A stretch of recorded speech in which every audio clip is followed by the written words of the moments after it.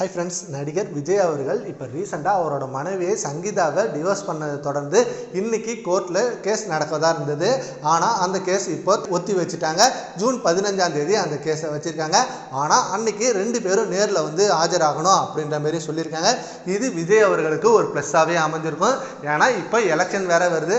கண்டிப்பாக இந்த நேரத்தில் இன்றைக்கி ஏதாவது ஒரு தப்பான நியூஸ் வந்தால் அவரோட அரசியல் வாழ்க்கை மிகப்பெரிய அளவில் பாதிக்கப்படும் அப்படின்னு எல்லாருமே பயந்துட்டு இருந்தாங்க. அதுக்கேற்ற இப்போ 2 மாதம் தள்ளி வச்சுட்டாங்க.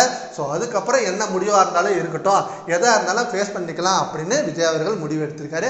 ஆனால் 2 டேஸ் முன்னாடி விஜய் அவர்கள் சங்கீதாவுக்கு 35 கோடி தான் இழப்பீடு தருவான் அப்படின்ற மாதிரி சொல்லியிருந்தாரு. ஆனால் டிவோர்ஸ் நோட்டீஸ் கொடுத்ததுக்கு அப்புறம் சங்கீதா அவர்கள் எனக்கு 250 கோடி வேணும் அப்படின்னு சொல்லியிருந்தாங்க.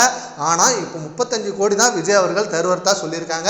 ஸோ இது ஒரு பிரச்சனையாக கண்டிப்பாக மாறும். ஏன்னா இது வரைக்கும் விஜய் அவர்கள் அவர் மனைவிக்கு எதுவுமே செய்யலை அப்படின்ற மாதிரி ஒரு குற்றச்சாட்டு வச்சிருந்தாங்க.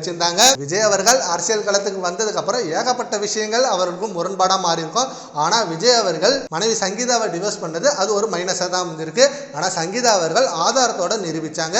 விஜய் அவர்கள் என் கூட அடிக்கடி சண்டை போடுவாரு, 2 பேருக்குள்ள அடிக்கடி மன கஷ்டங்கள் வந்தது, அவர் வேற ஒரு நடிகை கூட தொடர்புல இருந்தாரு, அந்த நடிகை அடிக்கடி இவரோட போட்டோவை போடும்போது எங்களுக்குள்ள அவ்வளோ பிரச்சனைகள் ஏற்படும், இந்த ஒரு காரணத்தினால தான் நாங்கள் 2 பேரும் அடிக்கடி சண்டை போட்டோம், 2 வருஷம் பேசாம வந்தோம், இப்போ டிவோர்ஸ் வரைக்கும் வந்துருச்சு, இனிமே இது செட் ஆகாது அப்படின்ற மாதிரி ஆதாரத்தோட நிரூபிச்சாங்க.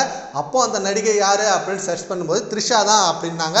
அதே போல த்ரிஷாவும் விஜயும் இந்த பிரச்சனைக்கு அப்புறம் ஒன்னா ஒரு ஃபங்க்ஷனுக்கு வந்தாங்க. அது எல்லாரையும் கன்ஃபார்ம் பண்ண வச்சது. சரி, ஓகே ஃப்ரெண்ட்ஸ், இப்போ சங்கீதா அவர்களுக்கு 35 கோடி தான் கொடுப்பான் அப்படின்ற மாதிரி சொல்லியிருக்காங்க. இதை பற்றி உங்க ஒப்பீனியனை நம்ம கமெண்ட் பாக்ஸ்ல கமெண்ட் பண்ணுங்க. Thank you friends.